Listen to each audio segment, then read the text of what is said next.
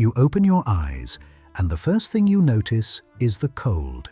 Not your bed, not your blanket, not even your century. You have woken as one of the common poor of medieval London, 600 years before central heating, and everything you assume about a normal day is about to be quietly taken from you. This is what that morning would really feel like, and how it might end in a way no peasant alive could have predicted. Using artificial intelligence trained on medieval chronicles, court records, and the bones of the city itself, we rebuild that lost London, its smoke, its noise, its hunger, one frame at a time. You smell the city before you fully wake.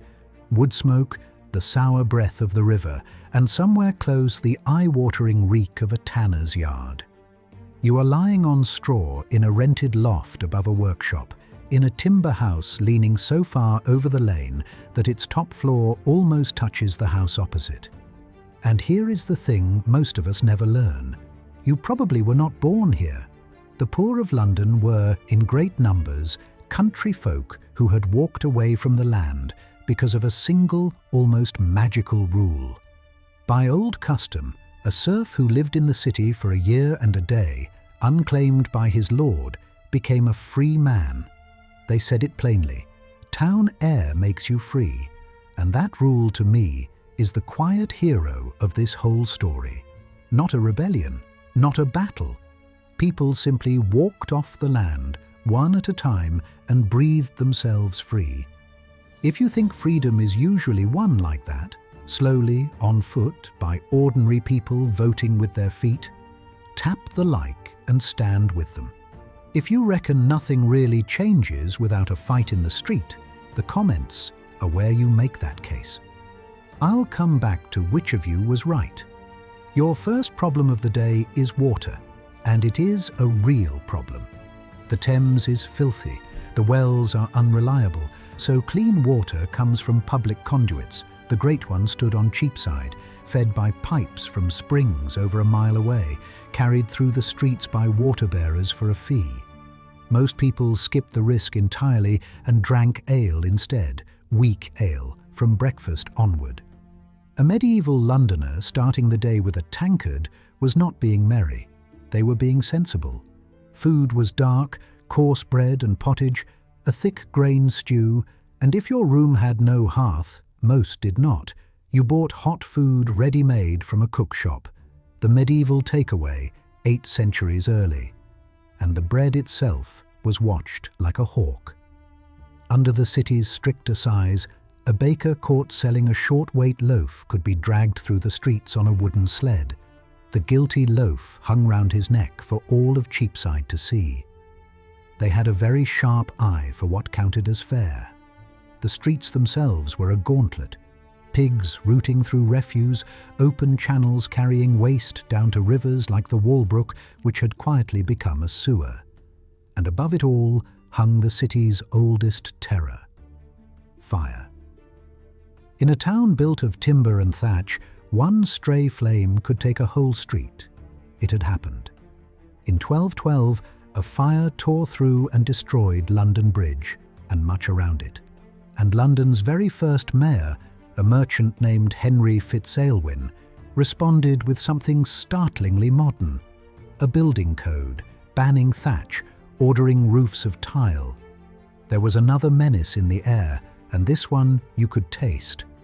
By around 1306, the smoke from burning sea coal hung so thick that the Crown tried to forbid it outright.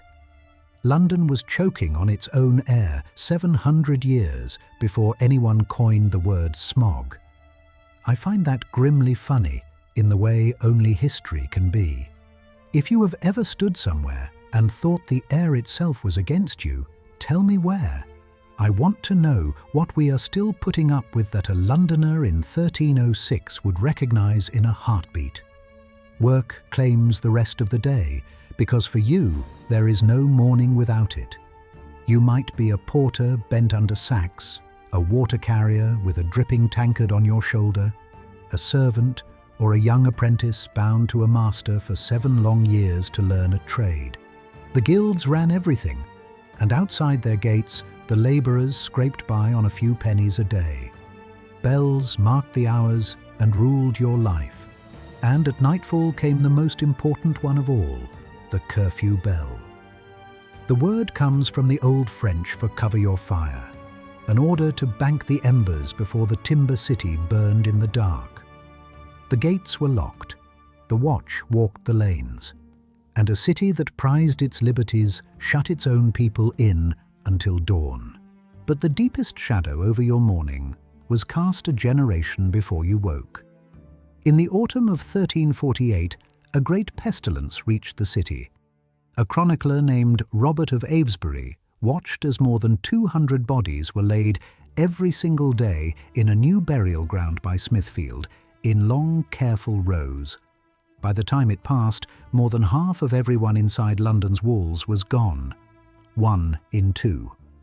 The city would not recover its numbers for over a century. Try to feel that for a moment. Every other face you would have known, simply gone, and the lanes too quiet for a city this size. I don't think any of us can truly picture it. And the survivors understood something their lords did not want them to understand. With so few hands left to work, those hands had become precious. They asked for more. The landowners, panicking, pushed through a law in 1351 to freeze wages where they had been before.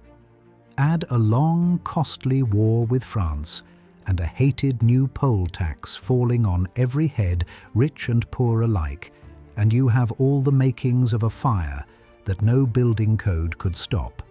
It came in the summer of 1381. Out in the countryside, the peasants you had left behind finally rose, and they marched on the one place that mattered: London. On the 13th of June, with the bells of Corpus Christi ringing across the rooftops, the gates were opened, not by the rebels, but by the city's own poor, by people exactly like you. Across the river, the Savoy Palace, home of the king's despised uncle, went up in flames, its treasures hurled into the Thames. A preacher named John Ball had given them the words, and they are words you will never forget once you hear them. When Adam delved and Eve span, who was then the gentleman? The king was a boy of 14.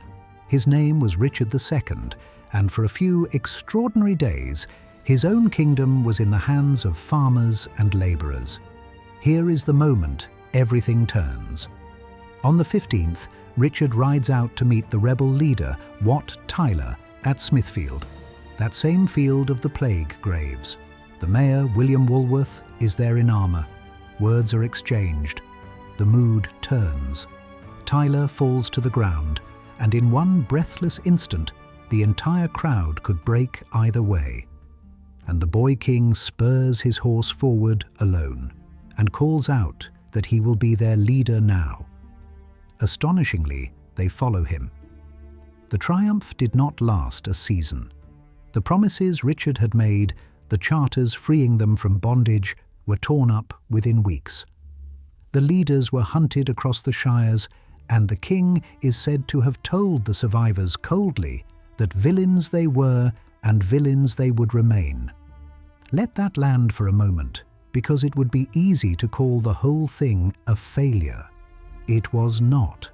The poll tax that lit the fuse was not dared again for nearly 300 years, and serfdom itself, the very thing the rebels marched against, was already dying. And over the next 100 years, it quietly withered away across England. The freedom they screamed for at Smithfield arrived after all, not in a single day, but the slow way, the way it always came.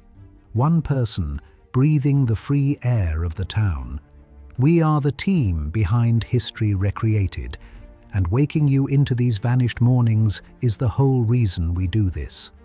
If today's London left a mark on you, or if there is some other lost world, some other ordinary life, you would dare to open your eyes inside. Tell us in the comments, and we will take you there.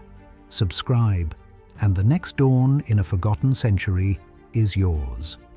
Because you were never just a peasant in the dark. You were the air that, breath by breath, set a whole country free.